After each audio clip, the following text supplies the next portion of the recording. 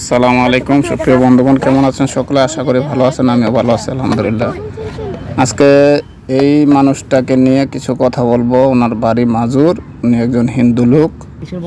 উনি সংসার জীবনটাকে বা সংসার পরিচালনার জন্য এই বোর্ড বিক্রি করে থাকেন আমাদের স্কুলে বা আমাদের গ্রামের স্কুলে বা ওনার গ্রামের স্কুলে বা বিভিন্ন গ্রামে হেঁটে হেঁটে তিনি এভাবে বিক্রি করেন।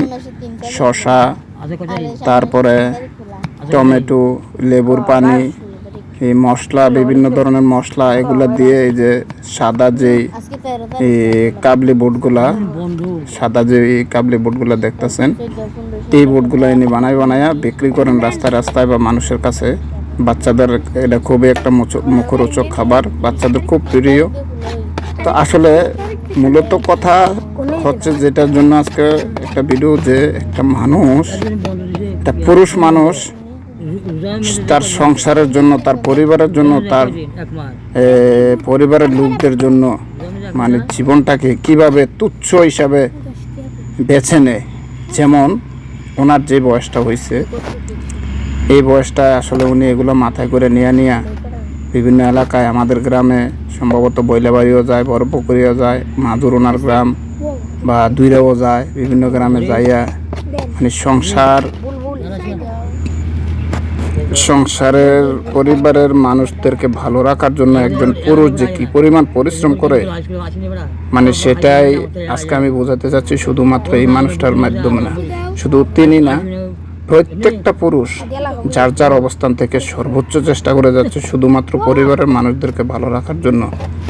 স্ত্রী, পুত্র, কন্যা, সন্তান, মা বাবা, ভাই বোন, যারা আছে তাদেরকে ভালো রাখার জন্য একটা মানুষ, একটা পুরুষ তার জীবনের সর্বস্ব সোনালী সময়গুলা ব্যয় করে থাকেন শুধুমাত্র পরিবারের লোকদের মুখে হাসি ফোটানোর জন্য।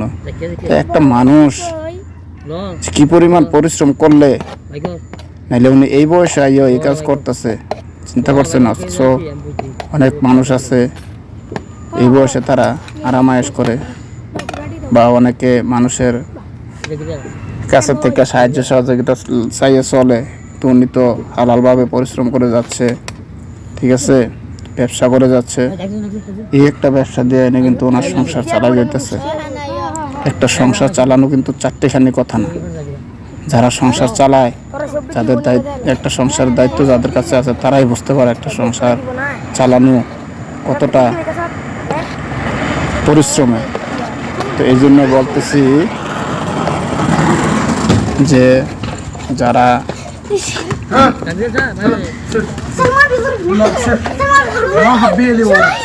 ঠিক আছে, তো সবাই ভালো থাকবেন এবং যার যার অবস্থান থেকে সৎভাবে উপার্জন করার চেষ্টা করবেন, কারণ সৎ পথের ইনকাম কম হইলেও বরকত আছে। সবাই ভালো থাকবেন। আল্লাহ হাফেজ। সালাম।